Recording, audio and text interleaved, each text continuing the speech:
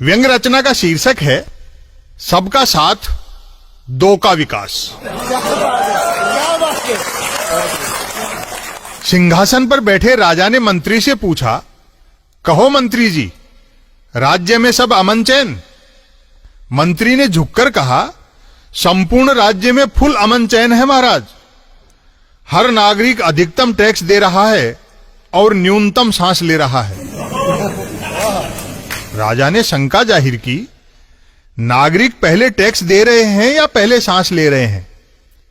मंत्री ने आश्वस्त किया, लोग पहले टैक्स दे रहे हैं, उसके बाद ही सांस ले रहे हैं महाराज।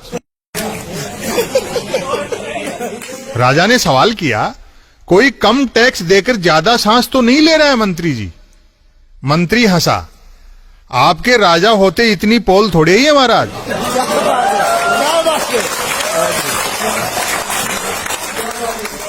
फिर भी कभी कोई बिना टैक्स चुकाए आपके राज्य की जरा सी भी ऑक्सीजन खींचने की कोशिश करता है, द्वार पर खड़े सिपाही की तरफ इशारा करते हुए, तो आपका यह ऐसे किस लिए है? राजा गदगद होते हुए बोला, आप जैसा अर्थशास्त्र तो कौटिल्य के पास भी नहीं था मंत्री जी। राज्य का मीडिया तो सच्चाई के रास्ते पर है ना? मंत्री ने बताया, एकदम सच्चाई के रास्ते पर है। मंगला से शयन तक आप ही की झांकियां दिखाता छापता है महाराज। आपकी कृपा से मैंने मीडिया को शंख में बदल दिया है, जो आप ही की फूंक से बजता है।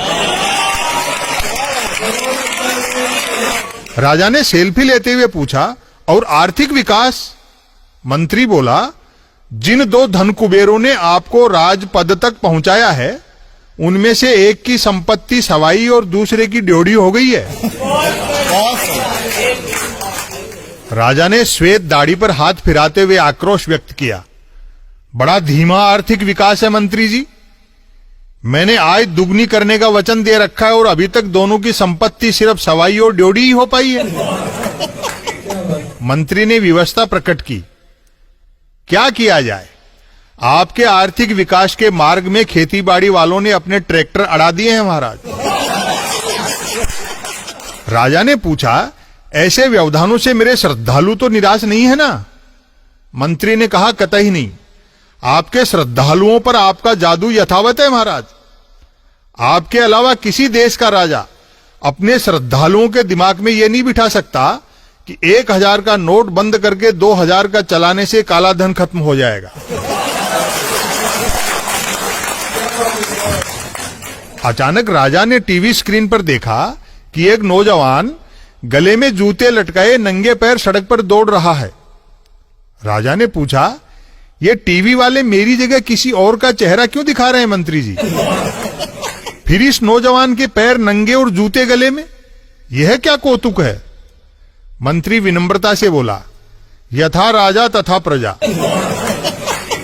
यह नौजवान सेलिब्रिटी है और सेलिब्रिटी जिस प्रोडक्ट का ऐड करता है उसका खुद इस्तेमाल नहीं करता। जैसे आप अपने भाषणों में सत्य पर जोर देते हैं लेकिन खुद कहां बोलते हैं।